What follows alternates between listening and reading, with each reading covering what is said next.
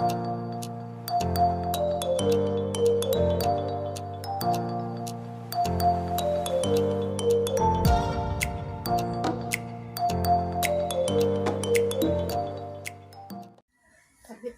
araw po muli sa inyong lahat. Welcome po sa aming YouTube channel, ang May de los Santos Vlog. Narito po muli ang mga mahalagang balita tungkol sa kaganapan sa pamamahagi ng emergency subsidy o ayuda. Kabilang din yung mga pangalan na nagdoble sa listahan ng tatanggap ng ayuda at mga wala pa rin sa listahan. Paalala, ang anumang impormasyon o datos na inyong mapapanood, mapakikinggan o mababasa sa bidyong ito ay mula sa sariling pananaliksik ng video creator at hindi po kami affiliated sa anumang ahensya ng gobyerno. Mula sa aming pananaliksik at pangangalap ng datos, may mga residente sa ilang lokal na pamahalaan o barangay ang nagdoble ang pangalan sa listahan ng tatanggap ng ayuda. Amin ding napansin na ang mga magkaparehong pangalan at apelyido, ngunit magkaiba ang middle name, ay napasama po sa mga kabilang sa tatanggap ng ayuda o beneficiary ng DSWD o Emergency Subsidy. Wala pang pinal na sagot kung ang nasabing magkakaparehong pangalan at apelyido ay isang tao lang o sinadya talagang ilagay sa listahan. So, wala pa po itong pinal kung bakit nagkaganito na merong mga pangalan po sa listahan ng tatanggap ng ayuda sa bawat lokal na pamahalaan. Kung papansinin po natin, hindi na po kami magbibigay ng specific na lugar. Basta meron po kami nakita ng mga ilan-ilan po sa mga lugar o municipality na meron pong nagdodoble ang pangalan sa kanilang barangay.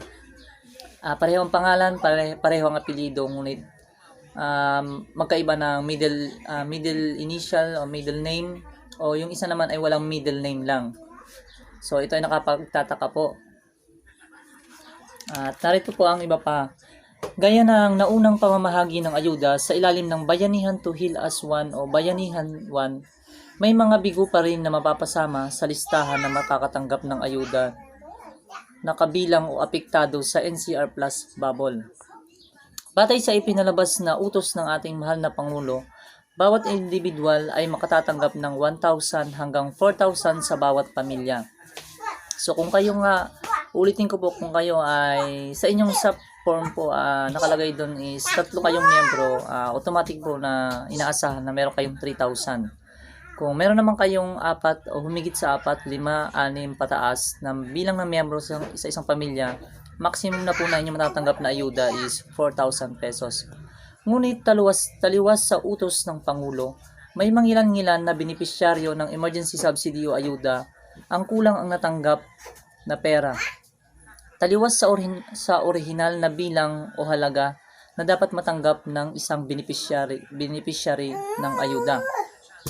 So ito po ay kung inyong papansinin po, meron din po kaming napansin o sa aming pananaliksik po, meron pong mga mangilan-ngilang target sub-beneficiary po na tumanggap na ng ayuda, ngunit kulang-kulang ang natanggap na pera. Taliwas dun sa bilang ng miyembro na dapat nila makuha. Pagpalagay na po natin na 5 sila, ang nakuha lang ay 2,000 or 3,000. Mga ganyan po. Basta kulang po ang natanggap, hindi akma sa dapat nilang matanggap na ayuda. Dahil sa insidenteng ito, lalo tuloy nadagdagan ang pagkadismaya ng mga tao na tumatanggap o tatanggap ng ayuda. Kung kayo naman po ay merong mga reklamo tungkol sa pamamahagi ng ayuda, narito po sa dulo ng video ito ang mga dapat nyong gawin. Meron dong step 1, step 2 at step 3, at meron din po dong hotline.